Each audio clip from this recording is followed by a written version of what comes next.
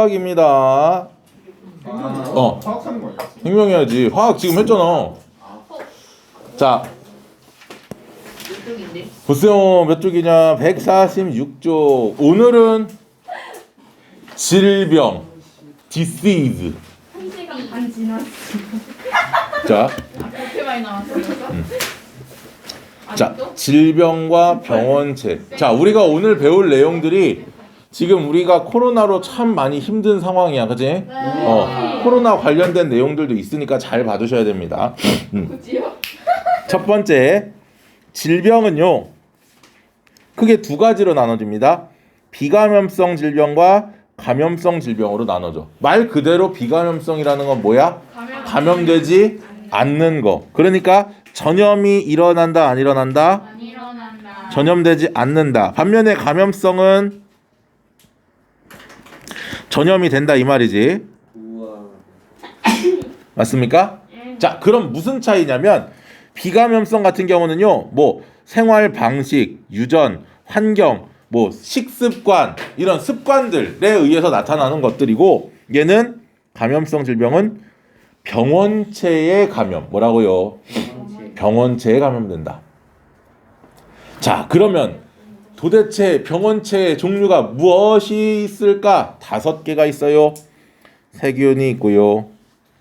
넘어가면 바이러스 있고요. 또 넘어가면 원생생물 있고요. 곰팡이 있고요. 마지막 변형 프라이온까지 5가지가 있습니다. 세균, 바이러스, 원생생물, 곰팡이, 변형 프라이온. 됐죠? 자, 세균부터 갑니다. 세균은요, 단세포 원핵생물. 자, 영어로 세균이 영어로 뭡니까? 바이러스. 아하, 이 바이러스는 다른 거지. 세포. 셀 아니야. 뭐? 박테리아. 그렇지, 박테리아. 오. 내가 항상 학생들한테 얘기를 해. 왜 그러냐면 실제로 이런 일이 있었어. 고3인데 분명히 그 전날 모의고사 전날 수업이었거든. 실제로 모의고사 전날 내가 이거에 대해서 진짜로 막 되게 열심히 설명을 했어. 그 다음날 시험을 봤는데 틀려왔어. 싸웠죠. 혼났지, 걔가 일방적으로. 내가 왜 싸우겠냐 학생하고. 왜 혼나? 분명히 어제 설명을 했거든. 자, 문제를 봤는데, 틀린 문제를 봤는데 내가 어제 설명했던 문제야. 세균에 대한 내용이야. 야, 너 어제 나랑 세균 했어 안 했어? 그랬더니 했대. 왜 틀렸어? 세균 나랑 했잖아. 그랬더니 했대. 근데 이거 왜 틀렸어? 그랬더니 이거 세균 아닌데요? 내가 문제에 박테리아라고 나온 거야. 그러니까 얘는 세균이랑 박테리아라는 게 따로 있는 줄 알았던 거지. 그러니까 영어를 못하면 이런 일이 또 발생을 해. 실제로. 그래서 그 이후부터는 세균이 박테리아라고 내가 항상 학생들한테 얘기를 해. 빠지지 않고. 세균이랑 박테리아 똑같은 겁니다. 자, 그러면 여기 뭐라고 나와 있느냐? 원핵생물이라고 나와 있죠. 원핵생물. 자, 원핵생물은요, 핵막과 막으로 둘러싸인 세포 소기관이 없어. 무슨 말이에요? 무슨 얘기냐면 그냥 원룸 같은 느낌이라고 보면 돼. 이게 방이 되기도 하고 거실이 되기도 하고 부엌이 되기도 하고. 그러니까 이 세포막은 있어. 세균을 둘러싼 막은 있는데, 세포막은 있는데 그 안에는 그냥 다 어떻게 돼 있는 거야? 널브러져 있는 상태. 그러니까 핵을 따로 구성하는 핵막이 없고 또 다른 세포 소기관들을 구성하는 막들이 없기 때문에 그냥 세포 소기관들이 그냥 다 터진 젤리처럼 그냥 존재를 하는 거야. 그걸 원핵세포라고 불러. 원핵세포. 반면에 세포 소기관들이 핵, 뭐 미토콘드리아, 엽록체 이런 것들이 따로따로 떨어져 있는 것들을 진핵세포라고 불러. 진핵세포. 그러니까 보통 원핵세포는 원룸에 비유를 하면 되고, 진핵세포는 그냥 집에 비유를 하면 돼. 집은 거실 따로, 부엌 따로, 방 따로 이렇게 나눠져 있잖아. 그렇지? 그렇기 때문에 이 원핵세포들은 일반적으로 세포의 크기가 작아. 막 40평짜리 원룸 이런 거 있을 필요 없잖아. 원룸은 보통 작잖아. 똑같아. 그래서 이 원핵세포는요, 그냥 원룸이야. 그냥 뭐 막구조로 이루어진 세포 소기관이 전혀 없더라. 알겠습니까? 자, 그 다음에 효소가 있기 때문에 스스로 물질 대사를 할 수 있다. 물질 대사가 뭐였지? 에너지. 생명체 내에서 일어나는 화학 반응이 물질 대사였었지. 동화작용, 이화작용 했었지. 네. 그런 물질 대사들이 어디에서? 이 세균에서 일어날 수 있더라. 그 다음 분열법으로 번식한다. 분열법이 뭐야? 분열아. 하나가 2개 되고 2개가 4개 되고 4개가 8개가 되고 8개가 16개가 되고 이렇게 2배로 늘어나는 거. 원핵생물이 따로따로라고요? 따로따로 뭐가 따로? 아니 진핵생물. 응. 원핵생물이랑 반대되는 건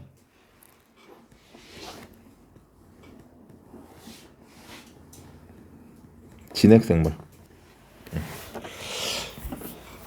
자, 감염 방법은 뭐 다 알 겁니다. 소화기관, 호흡기관을 통해서 침입을 하더라. 자, 질병의 예들 중에서 몇 가지만 기억하세요. 결핵, 파상풍, 식중독, 폐렴 이런 것들 몇 가지만 기억하시면 됩니다. 그다음 이 세균에 의한 치료는 항생제를 이용하면 된다. 항생제. 너무 많이 먹으면 안 좋아. 왜? 내성 세균이 나타나면 그때부터는 항생제가 듣질 않거든. 그래서 항생제 같은 경우는 그냥 최소한으로 먹는 게 가장 좋습니다. 다음 넘어갑니다. 두 번째 바이러스. 바이러스는 세균보다 크기가 어떻더라?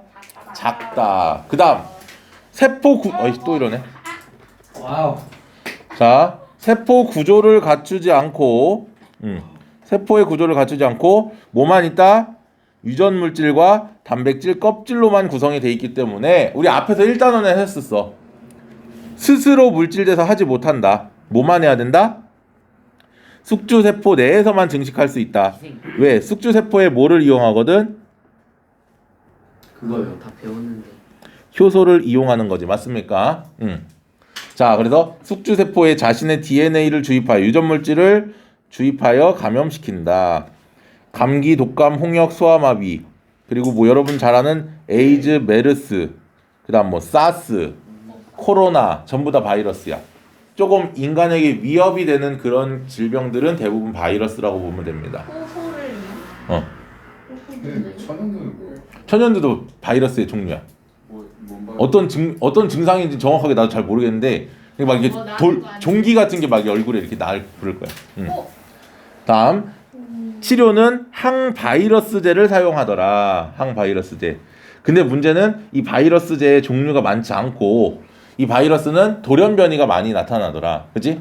어제도 코로나 바이러스 돌연변이 하나 나왔으니까 자꾸 나와. 그러니까 어떤 질병하고 결합이 되면 얘들이 막 세포가 막 이 돌연변이가 나와. 그러면서 뭐야? 치료가 안 돼. 그러니까 감기 같은 것도 어떻게 돼? 완치라는 개념이 없잖아. 왜? 계속 걸리. 계속 돌연변이가 생기니까. 독감도 마찬가지로 매년 독감 주사를 맞지만 그럼에도 불구하고 또 다른 독감들에 걸릴 수도 있는 거고. 자, 세 번째는 원생생물이고요. 원생생물은 단세포 진핵생물. 미안해. 발음이. 진핵생물은 아까 얘기했었지? 세포 소기관들이 따로따로 나눠져. 핵 안에 세포 소기관들이 나눠져 있는 게 진핵세포야. 알겠습니까? 계란처럼 이렇게 딱 계란을 딱 까보면 그 안에 노른자랑 흰자가 따로따로 돼 있잖아. 그런 식으로 되어 있는 거라고 생각하면 쉬워. 자, 그 다음에 곰팡이는요 다세포 진핵생물이고요. 자, 특징. 얘들은 곰팡이는 균사로 이루어져 있다. 균사. 감염 방법은 그냥 한번 읽어보면 돼요. 이거는 뭐 별거. 균사가 뭐냐면 이게 가느다란 실 모양처럼 돼 있다라고 보면 돼. 그래서 그 우리 버섯 같은 거 이렇게 먹을 때 찢으면 잘 찢어지지. 이게 다 곰팡이하고 버섯 같은 게 균류야. 균사로 이루어진 애들이야. 근데 버섯은 당연히 뭐 병원체는 아니야. 버섯은 병원체가 아니고 곰팡이 같은 경우는 병원체가 될 수 있다라는 거지. 우리 몸에 감염이 되면. 그래서 말라리아나 뭐 수면병, 이질 이런 녀석들이 원생생물에 의해 감염되는 거. 곰팡은 무좀, 식중독 이런 것들이 저기가 되는 거고. 알레르기도 있고. 자, 원생생물은 그냥 약물을 치료한다 정도만 기억하면 되고요. 곰팡이는 항진균제를 사용한다로 기억하십시오. 항진균제. 항진균제가 뭐예요? 항진균제가 그 균류를 억제하는 걸 항진균제라고 불러. 알레르기 약도 저 그거예요? 알레르기 약. 비슷해.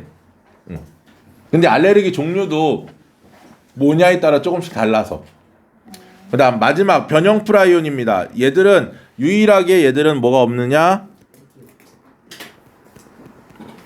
식산이 없습니다. 즉 유전 물질이 없어.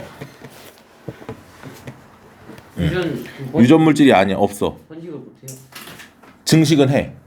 근데 어떤 식으로 하냐면 세포 분열을 통해서 하는 게 아니고 접촉된 단백질들, 이 프라이온이라는 게 단백질의 한 종류거든. 접촉된 단백질들의 성질을 바꿔버려. 구조를 바꿔. 그러니까 점점 접촉에 의해서 얘들이 점점 퍼져나가면서 되는 거지. 그래서 정상 프라이온이 변형 프라이온과 접촉하면 변형 프라이온으로 어떻게 된다? 바뀐다. 자, 요런 거 크로이츠펠츠 야코프병, 뭐 광우병 이런 것들. 그래서 사람 광우병 걸리면 어떻게 된다 그래? 미쳐요. 뇌에 구멍이 뽕뽕뽕뽕 뚫린다 그러거든. 그런 게 크로이츠펠츠 야코프병이야. 광우병 소고기 같은 거 먹으면 안 돼. 그러면 보통 단백질들은 끓이거나 가열하면은 파괴가 되지. 구조가 바뀌니까. 얘는 안 그래. 일반적인 방법으로 파괴되지 않는 그런 프라이온입니다. 그래서 아예 섭취를 하지 않도록 해야 된다. 섭취하면 걸리는 거예요, 그냥. 그럴 수 있지. 만약에 모르고 먹으면 어떡해? 어쩔 수 없지. 근데 실제는 걸리기가 쉽지는 않을 거야. 왜냐면 위액이랑 이런 거에서 소화가 되다 보면 어느 정도는 저기가 될 텐데 너무 다량으로 먹는다거나 그랬을 때 문제가 생기겠지. 소의 광우병이 뭔데요? 미치는 거 아니야?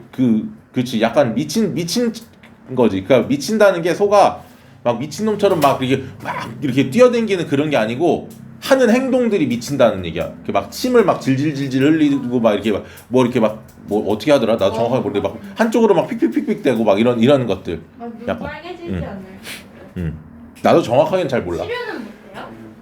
어렵지. 보통 광우병 걸린 소 같은 경우 도살해 버리지 그냥.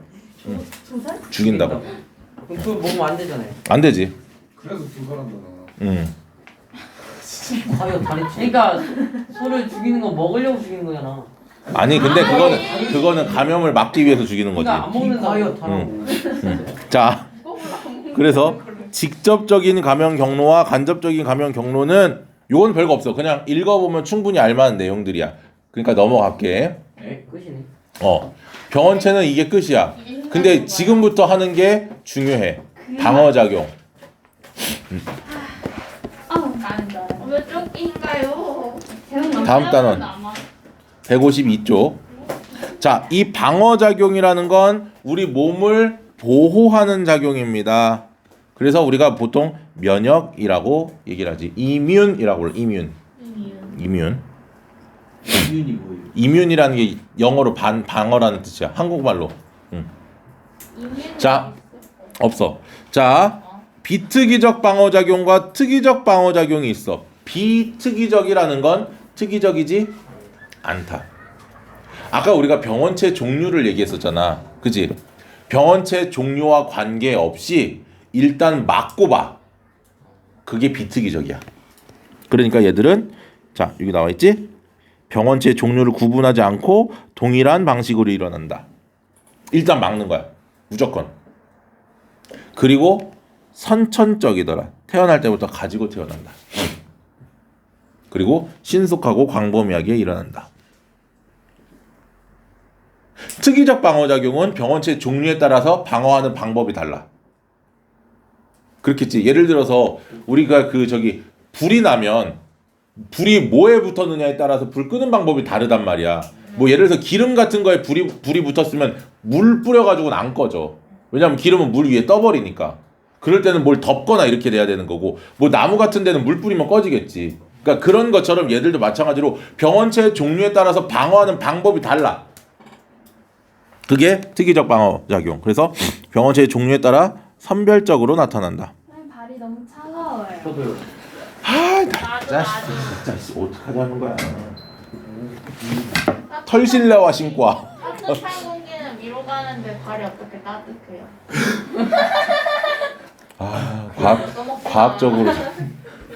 과학적으로 말하니 할 말이 없고. 자, 병원체를 인식하고 반응해야 되기 때문에 시간이 보통 걸려. 우리가 이걸 보통 뭐라 부르지? 잠복기. 와. 우와. 잠복기. 그 다음에 얘들은 보통 후천적 면역. 한번 겪어보면 다음에 이렇게 하면 되겠다라는 게 후천적 면역. 자, 세포성 면역, 체액성 면역은 조금 이따 할 거기 때문에 일단 넘어갑니다. 첫 번째, 비특이적 방어 작용에서는요 이렇게 두 가지로 나눕니다. 첫 번째, 외부 방어가 있고요, 내부 방어. 내부 방어가 있습니다. 외부 방어는 외부에서 못 들어오게 막는 거지. 두 가지 있어. 첫 번째, 이렇게 잡읍시다. 피부에는 첫 번째로 각질층이 있어, 그지? 이 각질들이 병원체를 못 들어오게 막는 거야. 그러니까 때 미는 거 좋아. 근데 너무 과도하게 밀면 안 좋지. 와우. 선생님 초등학교 때 2학년 때였나 4학년 때였나 하여튼 초등학교 저학년 때였어. 샤프 보면은 샤프 앞에 뾰족하게 이렇게 쇠 이렇게 나온 거 있잖아. 샤프시 부러지지 말라고. 근데 들어가는 샤프도 있고 안 들어가는 샤프도 있잖아. 안 들어가는 샤프에 그 뾰족한 걸 가지고 어느 날 우연히 그 놀이터를 갔다 오면 놀이터에서 막 놀다 보면 손톱 밑에 때 끼잖아. 그럼 샤프 같은 거를 이렇게 빼잖아. 근데 어느 날 우연히 나도 모르게 배꼽을 봤는데 배꼽 사이에 때가 있는 거야. 초등학교 어렸을 때니까. 그래서 배꼽을 보면서 그걸로 이렇게 긁어가지고 배꼽을 뺐어. 배꼽 사이에 때를 뺐어. 근데 보통 어릴 때니까 배꼽 같은데 깨끗이 안 씻기잖아. 그래서 거기서 이제 그런 걸 배꼽에 때가 껴 있는 걸 발견을 하고 그걸로 뺐는데 이렇게 빼다가 엄마가 문을 열고 들어온 거야. 눈이 마주친 거지. 이제 엄마는 당황해서 뭐 하냐? 배꼽에다 샤프 들고 이러고 있으니까 그래서 이랬거든. 그때 하지 마 그러고 나갔거든 엄마가. 근데 이제 그거 있잖아. 하다가 말면 약간 느낌 막 그치? 그래서 이거는 빼야 되겠다 생각에 뺐어. 그리고 일주일 정도를 장염에 걸려가지고 죽을 뻔한 기억이 있어. 왜 장애 뭐야? 왜? 배꼽이 세균이 침입하기 가장 좋은 곳이야. 피부가 내장하고 가장 피부가 얇아 배꼽이. 근데 거기 틈은 더 얇겠지. 그거를 내가 거기를 막아주고 있는 각질들, 때가 저거 각질들이거든. 그걸 뺐더니 어떤 일이 벌어져? 당연히 다음날 세균이 아주 그냥 지름길을 만들어줘도 그렇게 만들어준 거지, 그치? 떼면 안 돼요? 떼면 안 돼? 안 돼. 빼면 배 아프다고. 배 아파. 그러던데. 배 아파 진짜. 그러면 학교 가기 떼는 거 아니에요? 학교 안 가네 그 다음날. 그걸 왜 나한테 물어봐? 엄마한테 물어봐. 배꼽은 안 어떻게 떼요? 배꼽을 어떻게 떼? 안 떼요. 배꼽에 때를 응. 보통 안 떼지. 아 그래요? 자, 그래서 피부 각질. 그다음 두 번째는 뭐야? 땀. 땀? 그리고 땀에는 뭐가 있냐면 땀에도 효소가 있어. 땀에도 효소가 나와. 라이소자임이라는 효소가 나와. 와우. 라이소자임. 이 라이소자임은 세균의 세포막이 있고 그 세포막을 둘러싼 세포벽이 있거든. 세균도 그 세균의 세포벽을 녹여 소화를 시켜 분해를 한단 말이야. 그러니까 세균의 세포벽이 분해가 되면 세균 입장에서는 쉽게 공격을 당할 수 있겠지. 그래서 우리 몸에서 이 땀이 굉장히 중요한 역할을 하는 거지. 그 다음 또 뭐 있냐면 피지. 피지도 떼면 안 돼요? 아니, 피지도 떼면 안 되는 게 아니고 피지 같은 경우에는 산성 물질들이 분비가 돼. 피지에서는, 피지샘에서는 이 산성 물질들은 세균이 더 번식하지 못하게끔 막아주는 역할을 해. 싫어. 자, 그래서 피부에서는 각질, 땀, 피지. 근데 땀 말고 우리 몸에서 나오는 점액들이 있지. 침, 눈물, 콧물 이런 것들이 있지. 침, 땀, 눈물, 그치? 침, 땀, 눈물 이거는 뭐를 가져? 점액이야. 그래서 두 번째는 뭐를? 점막에서 점액이 나와. 네. 침, 땀, 눈물, 그치? 그 외에도 뭐도 있어. 뭐 소화기관에서 소화액도 있고, 뭐 콧물도 있고, 또 뭐 기관에서 뭐 기관지에서 나오는 그런 액들 있기, 소화액들. 이런 녀석들이 전부 다 점액인데 이 점액 안에는 뭐를 갖느냐면 라이소자임이라는 아까 얘기했던 그 효소를 가져. 이 라이소자임이 뭐를 한다? 세균의 세포벽을 파괴한다. 자, 내부 방어는 두 가지가 있습니다. 내부 방어는요. 이렇게 가자. 식균 작용. 식균 작용하면 누가 생각나야 되지? 그렇지. 백혈구. 두 번째는 염증 반응. 이라는 게 있어. 자, 요 염증 반응은 다시 조금 이따 얘기를 할게. 자, 그럼 봅시다. 피부부터 갑니다. 피부 각질층은 병원체가 못 들어오게 막아주는 역할 맞죠?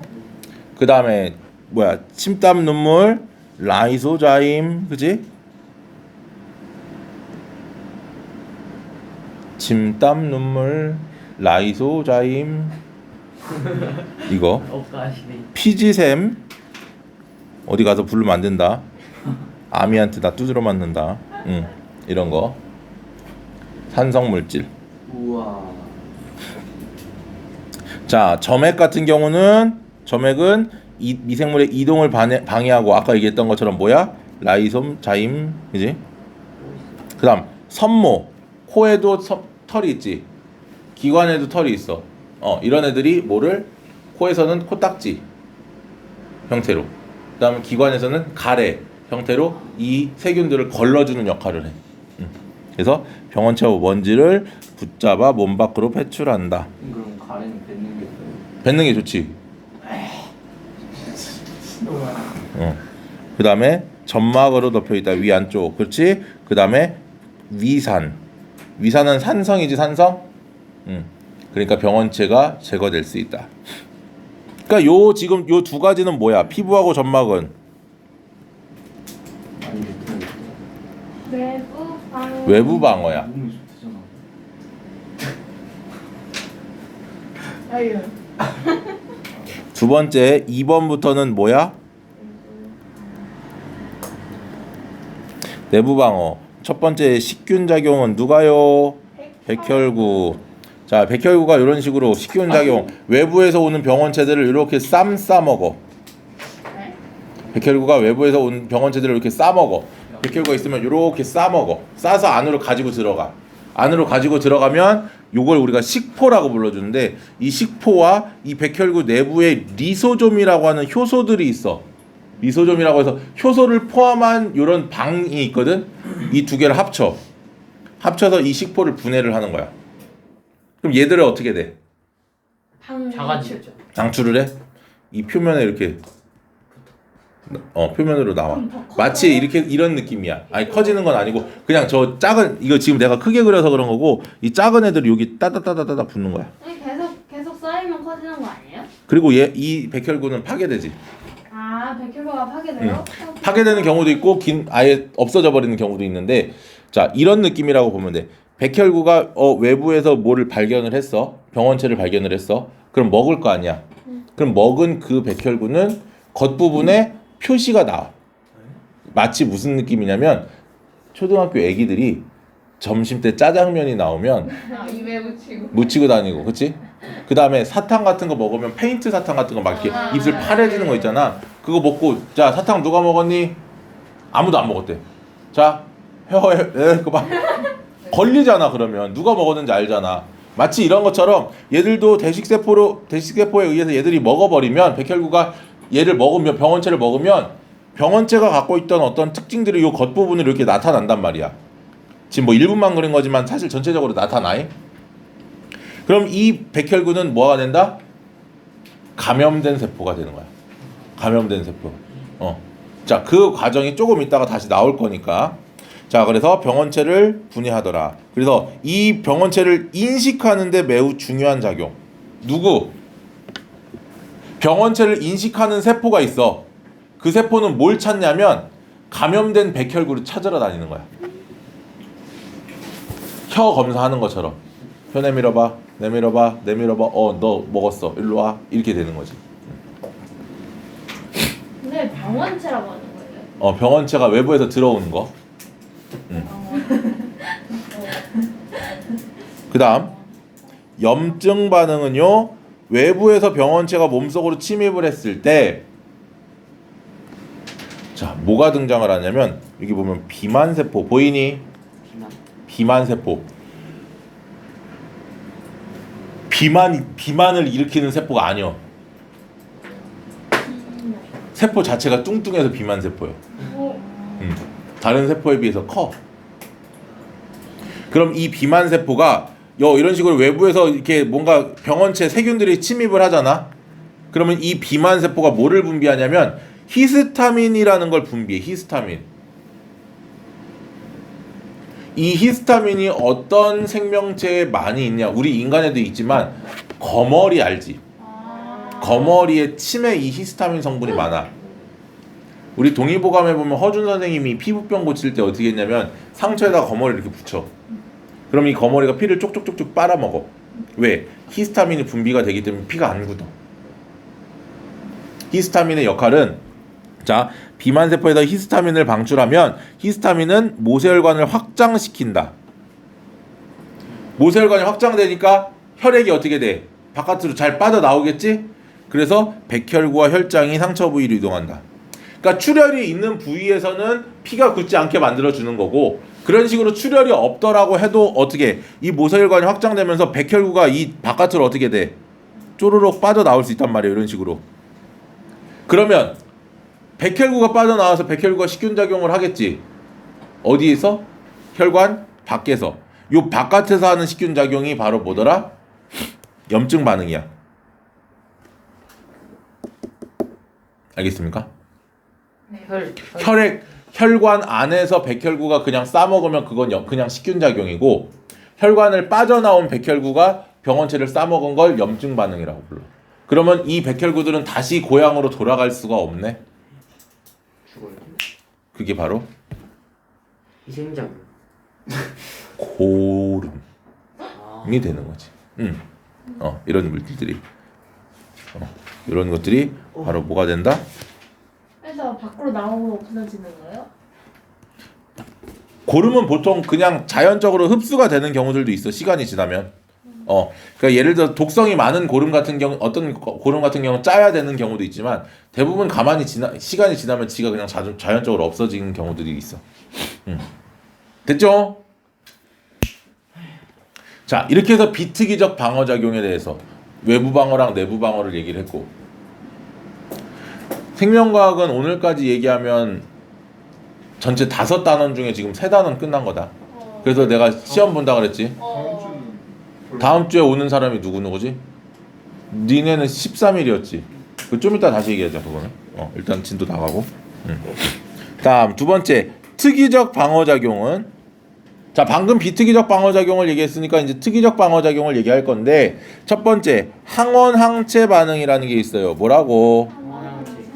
항원은 외부에서 침입한 이물질을 우리가 항원이라고 불러. 일반적으로 병원체들이 항원인데 어떤 사람들은 먼지나 꽃가루도 항원으로 인식하는 경우도 있습니다. 이게 알러지야. 꽃가루 알러지. 외부에서 우리 몸으로 들어오는 병원체들이 대부분 항원이야. 근데 그 병원체가 아님에도 불구하고 다른 물질을 우리 몸에서는 병원체로 인식하는 경우들이 있다고. 그게 알러지야. 예민한 거지. 그러니까 면역세포들이 이거는 병원체가 아닌데 쟤도 병원체야 하고 예민하게 받아들이는 게 있어. 그게 알러지. 두 번째 항체. 별의별 알러지 많아. 태양 알러지도 있어. 태양빛을 항원으로 반응을 시키는 거야. 그럼 어떻게 해요? 그러니까 태양을 보면은 막 몸에 두드러기가 나는 거지. 어떡하니? 자, 두 번째 항체는요, 이 항원을 제거하기 위해서 만들어진 단백질을 우리가 항체라고 불러줍니다. 항체. 어떻게 생겼느냐면 Y자 모양. 자, 여기에 끝에 Y자 모양의 끝에 모양, 이 손의 모양에 따라서 붙일 수 있는 게 달라. 이렇게 돼 있으면 주먹 같은 모양을 붙일 수 있는 거고, 이렇게 돼 있으면 뭐 이런 걸 끼울 수 있는 거고, 뭐 이렇게 돼 있으면 이런 걸 끼울 수 있는 거고, 항원의 종류에 따라서 항원에 보면 이런 결합 부위들이 있거든. 이런 식으로 옆에 보이지? 얘는 동그랗고 얘는 네모나치. 그럼 이 결합 부위에 따라서 만들어진 항체가 얘는 결합이 가능해. 근데 얘는 결합이 안 되지. 모양이 맞아야 돼. 모양이 맞아 떨어져야지. 그러니까 우리가 뭘 해야 되느냐? 항원을 인식해서 그 항원과 똑같은 모양의 항체를 만들어내는 게 굉장히 중요한 거야. 그 과정이 잠복기가 필요한 거고. 그래서 그걸 우리가 뭐라고 불러? 항원항체 반응의 특이성. 입체 구조. 맞는 결합 부위와 맞는 입체 구조를 가진 항원하고만 결합한다. 다른 거는 결합을 한다 못한다? 못한다. 됐지요? 그러면 이때 우리가 이 항원에 필요한 물질 중에 하나가 자 바로 림프구인데요. 림프구는 백혈구의 종류입니다. 그래서 림프관을 통과하는 백혈구라고 보면 돼. 림프관. 혈관이 아닌 림프관. 우리 몸에는 관이 두 가지가 있어. 혈관이 있고 피가 흐르는.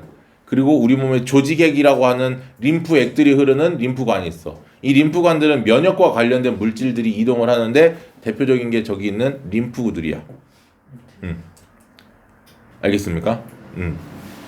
얘들은 어디에서 만들어져? 골수에서 만들어집니다. 골수가 뭔데? 뼈에 골반 안쪽에 있는 액체가 골수야. 골반 내부에 있는 조직에서 골수에서 림프구라는 걸 만드는데 림프구는 두 가지 종류가 있습니다. 첫 번째는 무슨 림프구? 비림프구. 비림프구는 본 메로우의 약자야. 본 메로우. 본 메로우가 골수거든. 그러니까 메로우. 마시멜로우 할 때 그 멜로우. 멜로우. 자, 이게 맞나? 메로우가? 모르겠어. 하여튼. 그래서 멜로우가 아닌데요. 그래? 메로우. 그러니까 아무튼 얘는 골수에서 만들어지고 골수에서 성숙해. 만들어진 데서 자라. 고향을 떠나지 않아. 비림프구는. 호박이. 근데 T림프구라는 애들은 있는데요. T림프구는 타이머스 글린더라고 하는 이름이야. 그거 약자가 T야. 여기 가슴에 이렇게 이동하는 가슴에 있는 그 림프관이 있거든. 여기서 성숙을 해. 그러니까 골반에서 만들어져서 이동을 하면서 가슴에서 성숙을 해. 그러니까 성숙한 곳의 위치에 이름을 붙인 거야. 어차피 만들어진 건 전부 골수니까. 그래서 골수에서 만들어져서 가슴샘으로 이동하여 가슴샘에서 성숙. 됐지요? 근데 이 T림프구는요 두 개가 있다. 첫 번째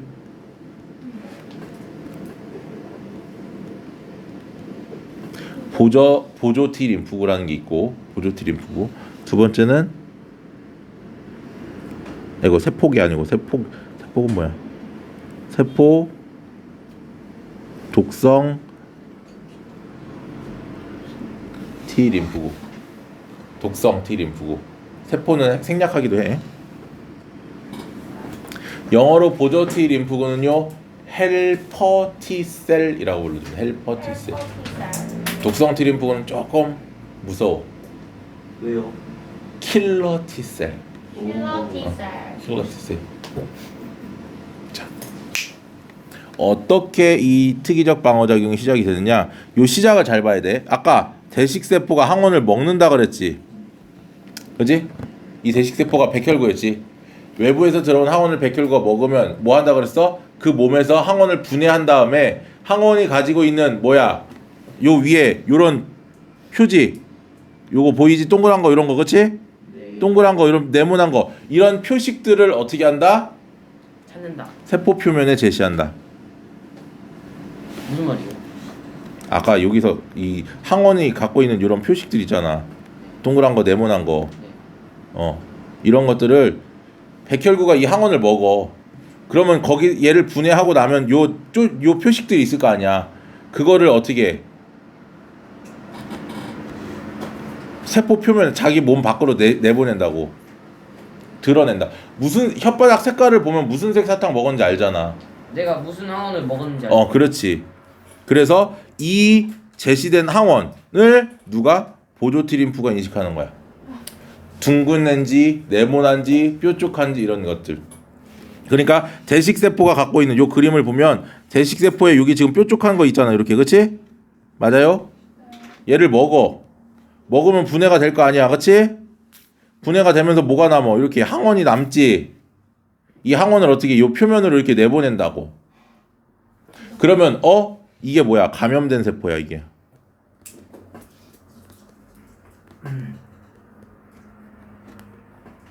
알겠습니까? 그럼 이 감염된 세포를 누가 찾아? 보조 T 림프가 찾아. 아까 얘기했지. T 림프가 뭐 한다고? 찾으러 다니는. 그래서 첫 번째, 자, 잘 봐. 세포성 면역과 체액성 면역이 있는데요. 자, 보조 T 림프구가 뭐를? 항원을 찾아. 맞니? 무조건 찾는 애는 보조 T 림프구야. 너 무슨 사탕 먹어서 혀에 애해봐 이래. 찾아. 그럼 찾았어. 그러면 뭐해? 독성 T 림프구한테 가갖고 제가 먹었어. 일러. 그러면 독성 T 림프구가 나와가지고 어떻게 돼? 죽여. 감염된 세포와 암세포 등을 파괴해 직접. 그래서 킬러 T 셀. 세포성 면역. 아우. 됐니? 보조 T 림프구가 감염된 세포를 찾아서 독성 T 림프구를 불러오면 독성 T 림프구가 가가지고 감염된 세포하고 그 항원들 그거하고 똑같은 표지를 갖고 있는 항원들을 다 찾아서 죽인다고 직접. 이게 무슨 성? 세포성. 네? 세포성. 네.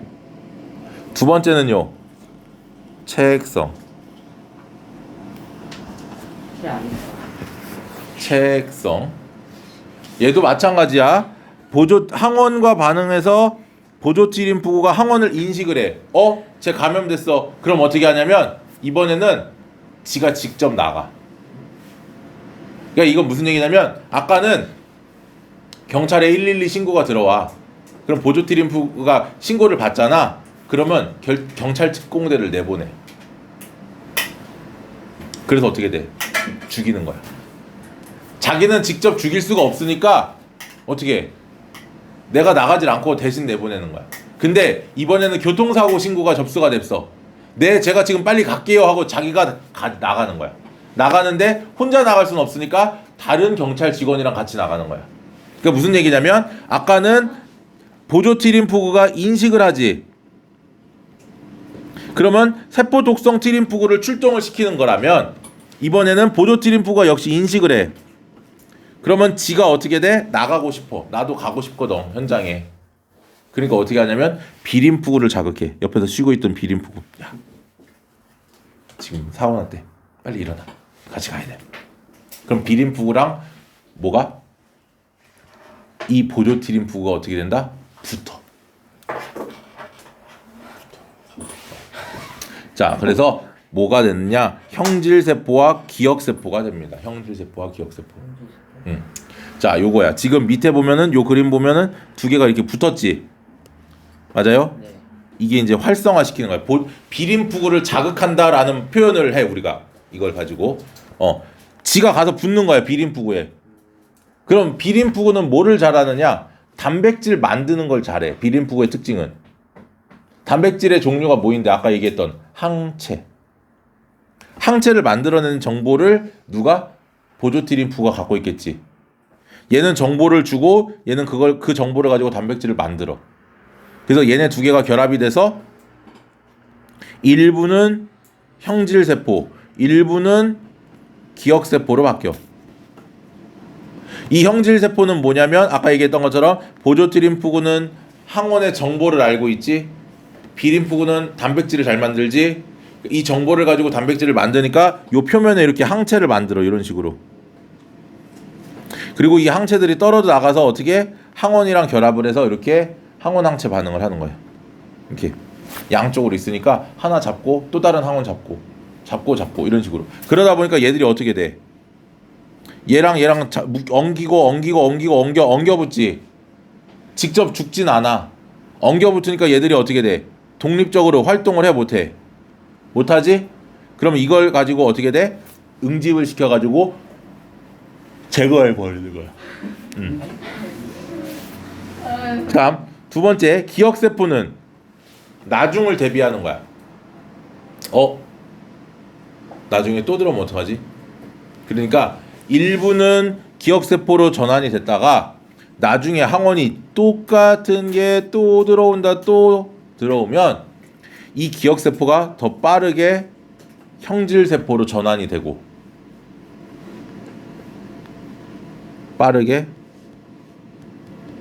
그리고 많이 더 빠르게 더 많이 전환이 되고 그리고 일부는 또 더 많은 기억세포로 전환이 되고 이게 2차 면역 요건 1차 면역 그러니까 이거야 위에는 세포 독성 보조 트림프구가 독성 트림프구한테 정보를 주면 독성 트림프구가 직접 가가지고 어떻게 돼 감염된 세포를 공격해서 제거해 버린단 말이야 이게 세포성이야 근데 체액성은 직접 제거하는 건 아니고 뭐야 두 개가 붙어서 뭐가 돼 형질세포와 기억세포로 바뀐다고 세포 종류가 그러면서 형질세포가 항체를 만들어서 이 항체를 가지고 항원항체 반응을 일으킨다고 직접 제거한다기보다는 알겠습니까?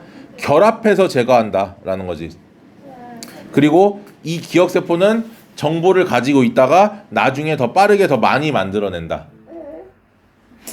알겠습니까? 그러니까 뭐를 하는 거야 우리가 백신을 미리 맞는 이유가 그거지 백신을 미리 맞아서 기억세포를 우리 몸에 만들어 놓는 거야 알겠습니까?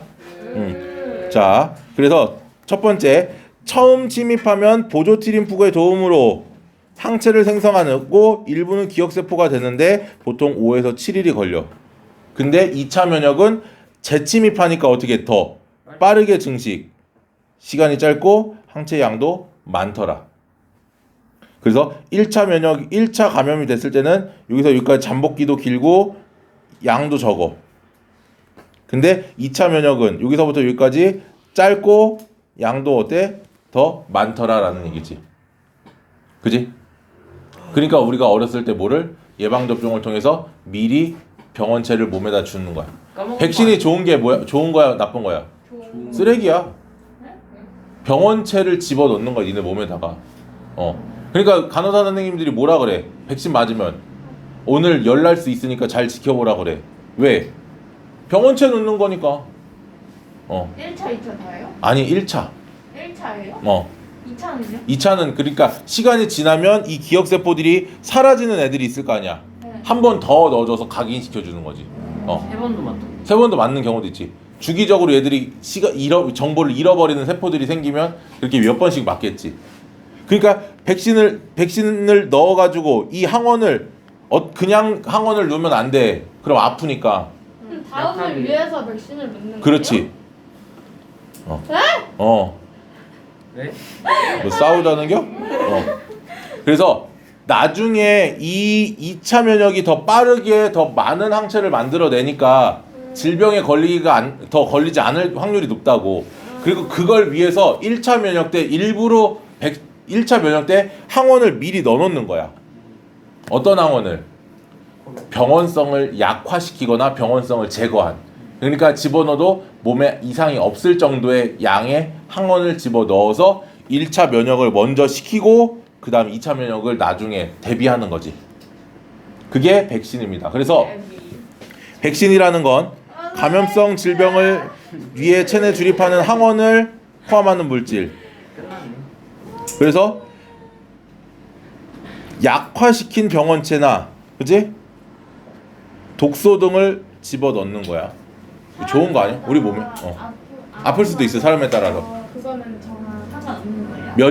면역 세포가 제대로 작동하냐 안 하냐에 따라 달라질 수 있지 근데 저 너무 힘들어요. 자 잠깐만 그럼 쉬었다가 합니다 그래서 첫 번째 백신을 1차 접종했을 때는 녹화했어요? 하고 있어 자 1차 접종했을 때는 기억세포를 형성하게 만드는 거고 그 백신이 또 침입해서 2차 면역이 일어날 때는 다량의 항체가 빠르게 만들어지기 때문에 질병에 걸리지 않는 원리를 이용한다라는 거지 됐습니까?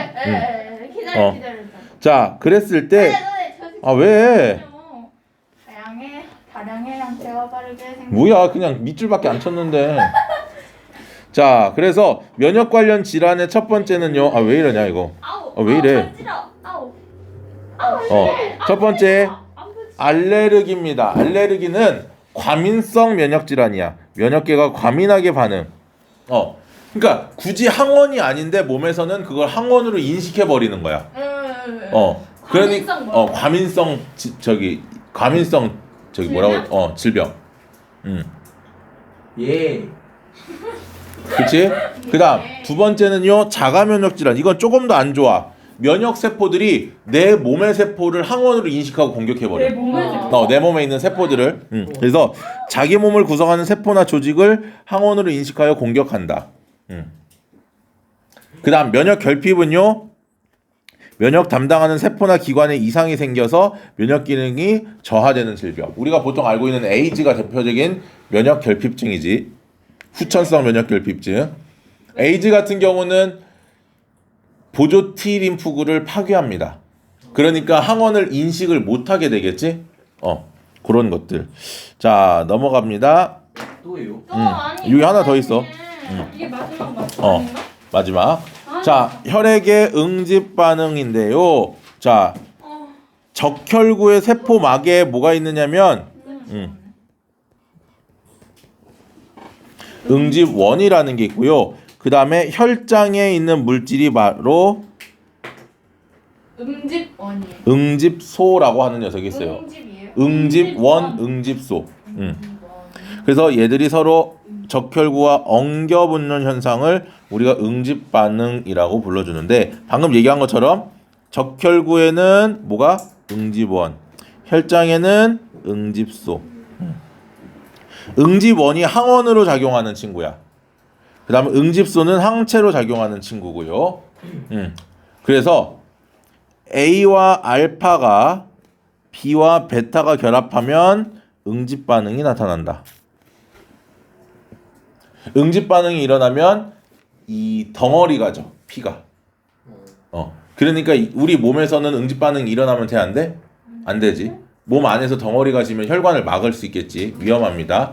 자, 그래서 혈액형은 우리가 알다시피 네 가지 종류가 있어요. A형, B형, AB형, O형이 있고요. A형 같은 경우는 응집원을 A를 갖고 있어. 그래서 A형인 거야. B형은 B를 갖고 있어서 B형이고, AB형은 A와 B를 모두 갖고 있고, O형은 갖고 있지 않기 때문에 O형인 거야. 동그랗게 생겨서. 근데 사람마다 저거 다 다르지. 거예요? 그럼 저거에 따라 뭐 달라요? 혈액형이 다르지. 와우. 혈액형만 달라요? 왜요? 혈액형이 저걸로 결정이 되는 거니까. 와우. 혈액형 다르면 안 좋은 거 있어요? 아니?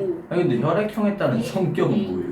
그건 저기고 그냥 과학적이지 않고. 자, A는 알파와 응집된다 그랬지. B는 베타와 응집이 된다 그랬지. 그럼 A가 있는 사람은 알파를 가지고 있으면 된다, 안 된다? 안 된다. 왜 저렇게 써요? 베타야, 베타. A가 있으면 뭐라고요? 왜들 그러냐? 오늘 진짜 다들 산만하게. 왜 이러지? 오늘 뭔가 좀 이거 자, 화살표 쓰는 것부터 좀 잘못됐어. A는 알파하고 만나면 응집돼. 즉 덩어리가 진다고. 그러면 안 된다고 그랬잖아. 만나면 그러니까 A랑 알파는 만나면 안 돼. 안 된다고요? 그러니까 A형인 혈액형에는 알파가 있으면 돼, 안 돼? 안 돼요. 안 돼. 그러니까 베타만 있어. B형은 베타랑 만나면 돼, 안 돼? 안 돼요. 안 되니까 알파만 있는 거야. AB형은 둘 다 있으면 돼, 안 돼? 안 돼요. 안 되니까 없어. O형은 알파와 베타 둘 다 있어도 상관없으니까 둘 다 있는 거고. 응집이 무슨 뜻이에요? 아이, 덩어리 진다고 이렇게 굳는다고. 혈액이 있는 어. 거예요. 혈액형이 어. 나타날 때딱 A형인데 어 O형을 먹겠어? 없어. 그럴 수 없어. 측정이 잘못된 거예요. 뭐가 잘못돼? 측정. 자, 그러면 이제 보자고. 우리가 혈액형을 어떻게 측정하냐면 항 A 혈청과 항 B 혈청을 혈액에 떨어뜨려. 항 A 혈청이라는 건 알파를 갖고 있는 거야. 항 A 혈청. 혈청이라는 말은 혈장이랑 똑같다고 보면 된다. 헷갈리니까 두 개가 같다고 보십시오. 그거는요. 그 뭐지? 그 특이 그거 있잖아요. 특이적 방어작용? 아니 특이 혈액형. 그런 건 무시하고 그런 건 지금 왜 얘기해, 마. 항 비혈청에는 뭐가 있어? 베타가 있다라는 얘기지. 근데 저거 A가 알파예요. 알파. 응. 왜냐면 항 A라는 건 A형에 대항하는 거거든. 항자라는 게 뭐였어? 항생 대항하는 거였잖아. 그치? 대항하는 거기 때문에 A형이랑 응집되는 건 알파야. 그러니까 항 A 혈청에는 알파가 들어있다라는 얘기야. 항 B형은 B형이랑 대응하는 거니까 베타. 그래야지 우리가 뭐가 있는지 알 수 있으니까. 그래서 보세요. 항 A형, 그러니까 항 A 혈청하고 안에는 응집소 알파, 항 B형에는 베타가 있어. 그러면 이 알파랑 응집이 된다라는 건 A를 갖고 있다는 얘기지. 그치? 그러면 얘는 뭐를 갖고 있다? A를 갖고 있다. 얘는 뭐를 갖고 있다? B를 갖고 있다. 그러니까 보세요. 얘는 A는 가지고 있지만 B는 안 가지고 있어. 그러니까 A형인 거야. 얘는 A를 안 갖고 있지만 B를 갖고 있어. 그래서 B형인 거야. 얘는 A도 갖고 있고 B도 갖고 있어. 그러니까 AB형이 되는 거고. 얘는 둘 다 응집이 안 되니까 둘 다 없어서 O형이 되는 거고. 무슨 말인지 이해되지? 그러니까 여기서 보면 이런 식으로 지금 항 A 혈청은 파란색이고 항 B 혈청은 노란색이거든. 렌저 같다. 그러면 자 봐봐. 얘를 보면 항 A 혈청에 얘는 응집이 된 거야. 지금 중간중간 떡들이 생긴 거지. 이게 덩어리가 진 거야. 그러니까 혈관에서 이렇게 덩어리가 져버리면 안 된다고. 혈관이 막혀서 죽어. 그러니까 얘는 항 A 혈청은 알파가 있다라는 얘기고 항 B 혈청은 베타가 있다 그랬잖아. 그러니까 얘는 알파가 있는데 응집을 했으니까 아 여기는 A가 있는데 얘는 B가 있다 없다? 없다. 그러니까 A는 있고 B는 없으니까 A형인 거고. 얘는 A가 없지. 덩어리가 안 졌으니까. 근데 B는 있지. 덩어리 졌으니까. 그러니까 얘는 B형인 거고. 얘는 둘 다 있다라는 거지. A하고 B가 둘 다 덩어리가 졌으니까 AB형인 거고. 둘 다 없으니까 그렇지. O형이 되는 거야. 알겠습니까? 이거야. 그래서 항 A 혈청하고 응집이 되면 A를 갖고 있다. 항 B 혈청하고 응집이 되면 B를 갖고 있다. 그럼 A하고만 응집되면 A형, B하고만 응집되면 B형, 둘 다 응집되면 AB형, 둘 다 안 되면 O형 이렇게 할 수 있다라는 얘기지. 됐죠? 네. 자, 그때 수열을 할 때 우리가 수열을 할 때는 당연히 같은 혈액끼리는 다량의 수열을 할 수가 있어. 근데 다른 혈액끼리도 소량은 가능한데 어떻게 가능하냐면 O형은 다 줄 수 있어. 소량을 다 줄 수 있어. 왜? 주는 녀석에는 응집소가 중요한 거거든. 받는 녀석에만 응집소가 필요하지 않고. 그러니까 무슨 얘기냐면 얘들은 O형 같은 경우는 알파와 베타가 모두 있기 때문에 A가 들어오거나 B가 들어와 버리면 안 돼. 알겠지? 그러니까 O형은 줄 수만 있고 받지는 못해. AB형은 반대로 받기만 해. 주진 못해. 그러니까 O형은 A형한테도 B형한테도 AB형한테도 조금씩은 줄 수 있어. 그 조금이라고 하는 게 보통 내가 알기로는 혈액 한 팩 정도? 어디야? 헌혈의 집 가면 이렇게 피 뽑잖아. 그거 한 팩 정도. 얼마 안 돼 사실은. 보통 수술 같은 거 하면 그거 막 20-30팩씩 써. 그러니까 한 팩 정도는 가능한데 그 이상은 안 돼. 그리고 실질적으로 우리가 그 한 팩도 사실은 넣질 않아. 수혈을. 다른 혈액형에게 수혈은 안 해. 왜? 부작용 생기면 어떡해. 그런데 이렇게 다 줄 수는 있고 B형도 AB형에게 A형도 AB형에게 소량을 줄 수는 있다. 근데 AB형은 아무것도 줄 수가 없다. 지들끼리만 가능하더라. 됐죠? 자, 그럼 여기까지만 하면 참 좋겠는데 혈액형이 한 가지 종류가 더 있어. RH 혈액형이 있어. 자, 그래서 RH 플러스형과 RH 마이너스형인데 얘들은 RH 응집원이 있는 게 플러스, 없는 게 마이너스야. 근데 응집소는 없고 얘도 없어. 아까는 A가 있었으면 베타가 있었고 B가 있었으면 알파가 있었잖아. 서로 반대로 있었잖아. 그럼 얘는 없고 있으면 없어야 돼. 그지? 없으면 있어야 될 것 같은데 아니야, 없어. 근데 뭐 하면? 응집원이 들어오면 그때 생겨. 무슨 얘기냐면 RH 마이너스 혈액을 가진 사람이 RH 플러스의 혈액과 접촉하게 되면 그때부터는 항원항체 반응에 의해서 그 이후부터는 응집소를 갖게 되는 거야. 그 전까지는 없다가. 이게 언제 많이 나타났냐면 잘 보세요. RH 플러스의 남자와 RH 마이너스의 여자가 결혼을 했어. 그러면 이 여자는 응집 원도 응집 소도 없지. 근데 첫째 아이가 RH 플러스야. 그럼 첫째 아이를 출산하는 과정에서 이 엄마의 혈액과 태아의 혈액이 접촉을 해. 그럼 엄마에게 뭐가 생겨? 응집소가 생겨. 그때서. 첫째 아이 출산 과정에서. 그러면 만약에 둘째 아이가 RH 플러스면 얘는 죽어. 왜냐면 이 응집소는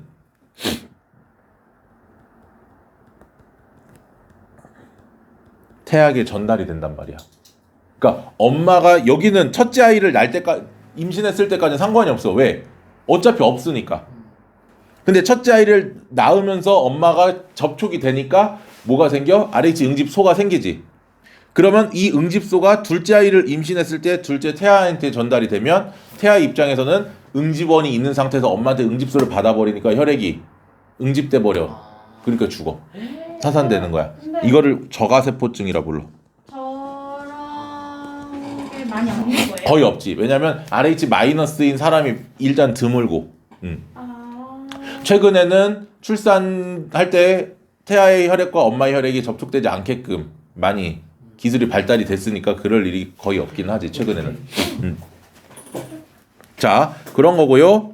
자, 그래서 RH 혈액형 같은 경우는 RH 혈액형의 항 RH 혈청에다가 혈액을 떨어뜨려서 응집 반응이 일어나면 플러스, 안 일어나면 마이너스인 거야. 그냥 그것만 생각하면 되고, 여기 그러면 항 RH 혈청은 뭐냐면 이 붉은 털 원숭이, 이게 뭐 레서스 몽키인가 뭐 그거거든 학명이.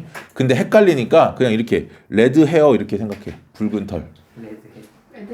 레드 헤어는 아니요. 레서스 몽키인가 뭐의 약자요. 근데 내가 정확하게 기억이 안 나기 때문에 그냥 레드 헤어, 붉은 털 원숭이 혈액을 뽑아서 토끼한테 주사를 해. 그럼 토끼 입장에서는 붉은 털 원숭이의 혈액은 병원체지. 외부에서 들어오는 항원이니까. 그러니까 몸에서 그거를 방해하기 위해서 뭐를 만들어? 항체를 만들어. 토끼에게 주사를 했더니 토끼 몸에서 뭐를 만들어? 항체를 만들어.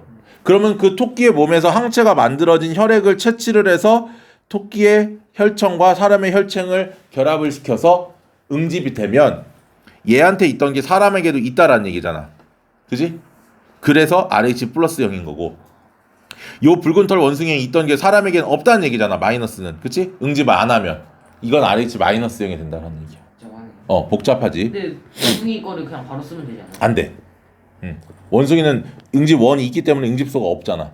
응집소를 만들기 위해서 토끼한테 넣는 거지. 얘도 마찬가지로 RH 플러스형은 마이너스형에게 받을 수 있지만 줄 수는 없어. 알겠습니까?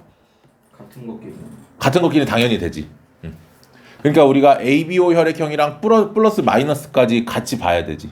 그러니까 요즘 자동차 뒤에 보면은 뭐 위급시 아이 먼저 구해주세요 하고 혈액형 막 뭐 AB 플러스 뭐 이렇게 막 써 있잖아. 그게 뒤에 플러스하고 마이너스가 이거 RH형을 말하는 거야. 앞에 있는 AB형이 ABO 형을 말하는 거고. 자, 요렇게 얘기를 하면 끝. 자, 여기 지금 뭐 시험 기간이라 바쁘긴 하겠지만 지금 요 3단원 개념 확인 문제랑 대표 자료 분석 문제는 다 풀어 보셔야 됩니다. 요 정도 수준의 문제로 시험이 나갈 겁니다. 그래서 개념 확인 문제랑 대표 자료 분석 문제는 다 풀어 보셔야 합니다. 알겠지요? 오케이. 자, 여기까지 얘기를 할 거고요.